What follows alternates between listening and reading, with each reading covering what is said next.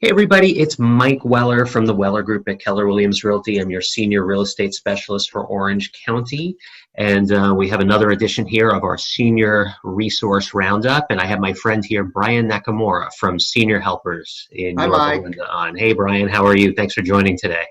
Good, sir. Good. So, Thank you for having me.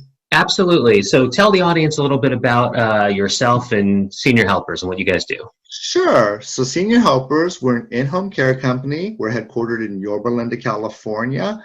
We actually serve all of North Orange County. We're a franchise, actually. So, corporately, we're headquartered out of Baltimore, Maryland. Kind of gives us a nice little advantage. There's 300 of us across the United States. Enables us to be able to kind of garner some resources together. As an example, dealing with this COVID pandemic that's going on. So historically, we've specialized in neurological disorders with regard to both Parkinson's and Alzheimer's. And with regard to this pandemic coming on board, we actually, and I'll get into a little bit later, but we created Sure. a COVID response team. No, that's awesome. Yeah, I want to hear definitely a little bit more about that. So you guys are, like you said, you're an in-home care agency. And for those that may not know or understand exactly what that is, why don't you tell the folks what exactly you do and what you don't do? So to give everybody kind of the scope of the services that you're Sure. able to provide.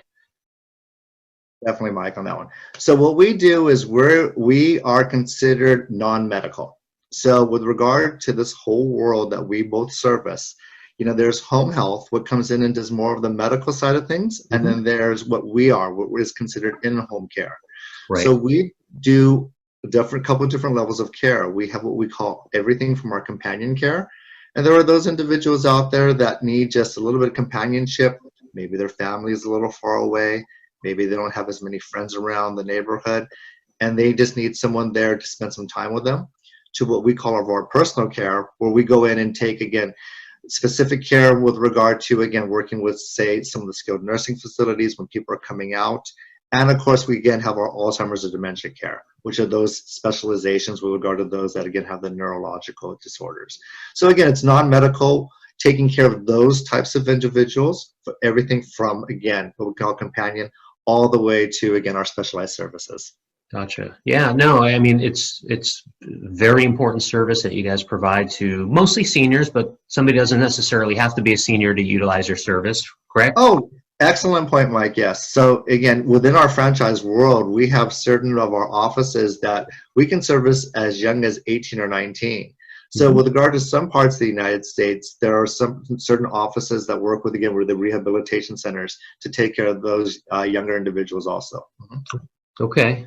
And, you touched on it before, and this is an interesting time to be having this conversation with the, the COVID-19 pandemic going on. So how has that changed what you guys do? And knowing this was coming a couple of months ago, was there anything you were able to do to kind of prepare for this? Great question. And it's interesting because we were, trying to be active with regard to watching the news and being on top of things. We actually put some of our first orders in with regard to masks and gloves back in the early part of February. But as we learned, as we're dealing with it now here in the United States, trying to order back in February, a lot of the orders were from China, which was dealing with it themselves at that time period. Yeah. So unfortunately, we did get some certain supplies delayed. That being said, though, I think, again, going to the state, California Department of Social Services actually just sent an email out last week asking in-home care companies, those of us out there that have caregivers that have been COVID trained and are willing to go into, again, situations where there's COVID. So as far as you've seen with regard to the news, unfortunately, certain communities are being affected out there. And I think the state's just trying to do a good job of seeing, again, which companies out there have had caregivers that have gone through some types of trainings with regard to this.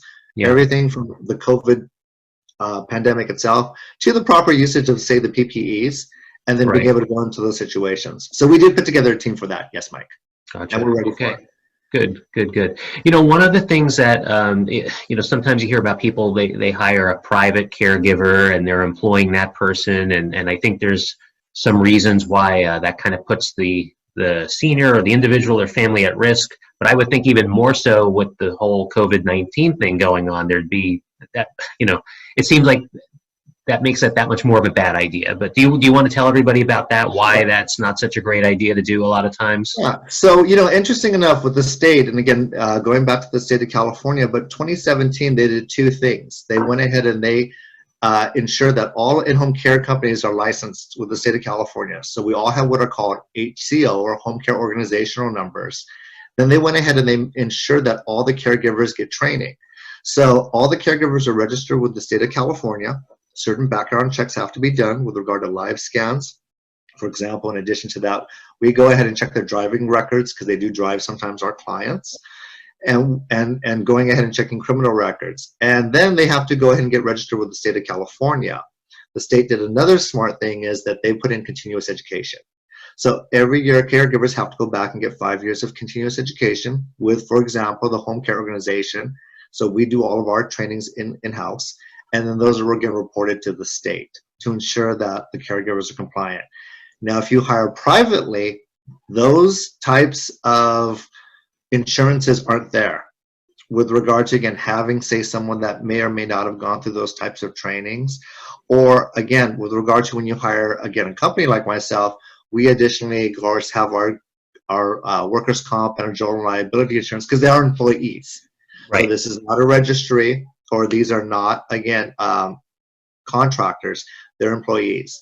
So again, if there's ever a situation, whether it be theft, injury, or anything like that, we take care of it. Right. They're employees of you, as opposed to if somebody hires somebody privately, that person sort of becomes an employee of the person that is being taken care of. And with that comes all sorts of liability and, unemployment exposure and all of that stuff, right? Yeah. And it's interesting you mentioned that, because right now, considering the employment numbers have been skyrocketing the last 3 weeks, that's a classic example. So in that example, the family or the individual who hired the private would be responsible again for, like you said, the liability if that caregiver got hurt or fell. Again, the taxes, if versus an under the table situation. Right. So these are all applicable. That's a great point. Yeah. Yeah, no, absolutely. I sometimes hear of people going that route, and I just don't think people realize what they're getting into. So, when sometimes the money concerns get into, people think about it, but especially now with COVID, I mean, safety is the biggest issue on that. Yeah, no, absolutely, absolutely. So, okay, well, hey, thanks for joining us here today, Brian. It was thank you very much, Mike. Absolutely. It was great to spend a couple of minutes with you. If anybody wants to get in touch with Brian, his phone number here is on the bottom of the screen, so you can reach out to him, or feel free to reach out to me and I could connect you as well. So thanks again, Brian. And thanks, Mike. Take care, everybody. We'll see you around. Bye-bye. Bye-bye.